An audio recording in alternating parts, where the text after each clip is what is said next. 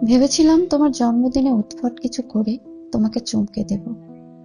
কি করা যায় অনেক ভাবলাম। দামি গিফটের কথা একবার মনে হয়েছিল। গিফটের ব্যাপারে তোমার আসক্তি নেই, মাঝখান থেকে টাকা নষ্ট হবে। তারপর ভাবলাম সব কটি দৈনিক পত্রিকায় এক পাতার বিজ্ঞাপন দিই। বিজ্ঞাপনে লেখা থাকবে, শুভ জন্মদিন হিমু। বাবার ম্যানেজার সাহেবকে ডেকে এনে বললাম পরিকল্পনার কথা। শুনে তার চোয়াল ঝুলে পড়ল। তিনি হাঁ করে তাকিয়ে আছেন তো তাকিয়েই আছেন। আমি বললাম, পরিকল্পনাটা আপনার কাছে ইন্টারেস্টিং মনে হচ্ছে না? তিনি বললেন, হচ্ছে। আমি বললাম, তাহলে খোঁজ নিয়ে বলুন কত লাগবে, আমি চেক লিখে দিচ্ছি। তিনি বললেন, হিমু লোকটা কে? আমার চেনা একজন, পাগলা ধরনের মানুষ। তিনি মাথা চুলকে বললেন, পাগলা ধরনের একজন মানুষের জন্মদিনের কথা যত কম লোক জানে ততই ভালো। দেশ শুধু লোককে জানিয়ে লাভ কি? ম্যানেজার চাচার কথা আমার মনে ধরল।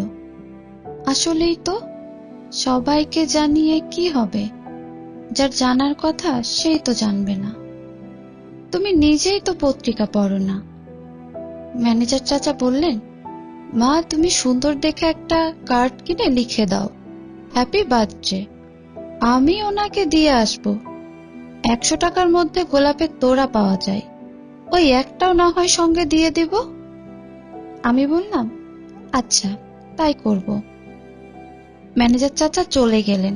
যাবার সময় অদ্ভুত চোখে আমার দিকে তাকাতে লাগলেন, যেন আমার নিজের মাথার সুস্থতা নিয়েও তার সন্দেহ উপস্থিত হয়েছে।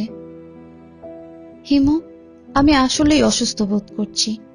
নানান ধরনের ছোটখাটো পাগলামি করছি। ইচ্ছা করে যে করছি তা নয়। সেদিন বাবার সঙ্গে ঝগড়া করলাম। আমার ছোট মামা স্টেটস থেকে মেম বউ নিয়ে দেশে এসেছেন। সেই মেম সাহেবের সম্মানে পার্টি, সবাই সেজে গুজে তৈরি হচ্ছে। আমি নিজেও খুব সেজেছি, গয়না টয়না পরে এক কাণ্ড করেছি। গাড়িতে ওঠার সময় কি যে হলো, আমি বললাম আমার যেতে ইচ্ছে করছে না। বাবা বললেন, তার মানে কি? আমি বললাম, আমার রিসেপশনে যেতে ইচ্ছে করছে না। তোমার কি শরীর খারাপ লাগছে? না, শরীর খারাপ লাগছে না, শুধু যেতে ইচ্ছে করছে না। বাবা বললেন, তুমি আমার সঙ্গে ড্রয়িং রুমে আসো, আমি তোমাকে কয়েকটা কথা বলবো। সবাই গাড়ি বারান্দায় দাঁড়িয়ে রইল। বাবা আমাকে নিয়ে ড্রয়িং রুমে গেলেন। স্কুলের হেডমাস্টারদের মতো গলায় বললেন, সিট ডাউন ইয়াং লেডি। আমি বসলাম। বাবা বললেন, তোমার ছোট মামাকে যে পার্টি দেয়া হচ্ছে সেই পার্টি আমরা দিচ্ছি। আমরা হচ্ছি হোস্ট, কাজেই আমাদের উপস্থিত থাকতেই হবে। তোমার শরীর খারাপ থাকলে তোমাকে কিছু বলতাম না। তোমার শরীর ভালো আছে, তোমার যেতে ইচ্ছে করছে না, সেটা বুঝতে পারছি। অনেক সময় আমাদের অনেক কিছু করতে ইচ্ছা করে না, তবু আমরা করি। মানুষ হয়ে জন্মালে সামাজিক রীতিনীতি মানতে হয়। এখন চলো আমার সঙ্গে, সবাই দাঁড়িয়ে আছে। আমি বললাম, না। বাবা খুব অবাক হয়ে তাকিয়ে রইলেন। আমি বুঝতে পারছি ভেতরে ভেতরে রাগে তিনি কাঁপছেন। তারপরেও রাগ সামলে তিনি বললেন, রূপা, তুমি না হয় খানিকক্ষণ থেকে চলে এসো। আমি আবারও বললাম, না। বাবা আর কিছু বললেন না, আমাকে রেখে চলে গেলেন। খালি বাসায় আমি একা। তখন আবার মনে হলো, কেন যে থাকলাম, চলে গেলেই হতো। হিমু, আমি এরকম হয়ে যাচ্ছি কেন বলো তো? ইদানিং বিকট বিকট সব দুঃস্বপ্ন দেখছি। শুধু যে বিকট তাই না, নোংরা সব স্বপ্ন। এত নোংরা যে ভাবলে শিউরে উঠতে হয়। কি দেখি জানো? দেখি লম্বা রোগা বিকলাঙ্গ একজন মানুষ সামনে নগ্ন হয়ে দাঁড়িয়ে আছে। আমার সারা গায়ে হাত বুলিয়ে আদর করছে, কুষ্ঠরোগীর হাতের মতো হাত। তার হাত থেকে পুজ রক্ত আমার সারা গায়ে লেগে যাচ্ছে। চিৎকার করে জেগে উঠি, সারা গা ঘিন ঘিন করতে থাকে। আমি বাথরুমে ঢুকে সাবান দিয়ে গা ধুই। হিমু, আমার কি হচ্ছে বলো তো? আমার মাথা টাথা খারাপ হয়ে যাচ্ছে কিনা কে জানে। তোমার সঙ্গে অনেক দিন দেখা হয় না, দেখা হলে বলতাম। আমার হাতটা একটু দেখে দাও তো। কোথায় জন্মদিনের শুভেচ্ছা জানাবো তা না, আজে বাজে সব কথা বলে সময় নষ্ট করছি। জন্মদিনের শুভেচ্ছা নাও। আমি কথার কথা হিসেবে শুভেচ্ছা বলছি না, আমি মনে প্রাণে কামনা করছি তোমার দিন সুন্দর হোক। রাতে দরজা জানালা বন্ধ করে আমি অনেকক্ষণ তোমার জন্য প্রার্থনা করেছি, যেন তুমি সুখে থাকো।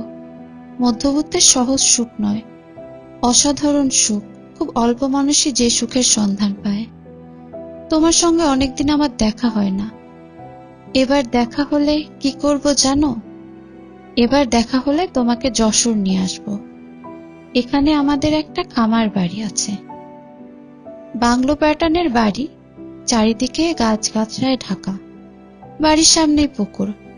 তোমাকে ওই খামার বাড়িতে নিয়ে যেতে চাই একটা জিনিস দেখানোর জন্য। সেটা হচ্ছে পুকুরের পানি কত পরিষ্কার হতে পারে সেটা সচক্ষে দেখা। শীত, বর্ষা, শরৎ, হেমন্ত সব সময় এই পুকুরের পানি কাচের মতো ঝকঝক করছে। আমি এই পুকুরের নাম দিয়েছি অশ্রুদিঘি। বলো তো কেন? আমার জীবনে অসংখ্য বাসনার একটি হচ্ছে কোনো এক ভরা পূর্ণিমায় তোমার সঙ্গে অশ্রুদিঘিতে সাঁতার কাটবো। অথচ মজার ব্যাপার হচ্ছে আমি সাঁতার জানি না। আচ্ছা হিমু, আমার এই চাওয়া কি খুব বড় কিছু চাওয়া? আমি কখনো কারো কাছে কিছু চাই না। ঠিক করেছি এ জীবনে কিছু চাইব না। আলাদিনের চেরাগের দৈত্য যদি হঠাৎ উপস্থিত হয়ে আমাকে বলে, রূপা চটচট করে বলো তোমার 3টা ইচ্ছা আমি পূর্ণ করব, তাহলে মাথা চুলকে আমি বলবো, স্যার থ্যাংক ইউ, আপনার কাছে আমার কিচ্ছু চাইবার নেই। আমার যা চাইবার তা চাইতে হবে হিমুর কাছে। ওকে একটু আমার কাছে এনে আপনি বিদেয় হন। আপনার গা থেকে বিশ্রী গন্ধ আসছে।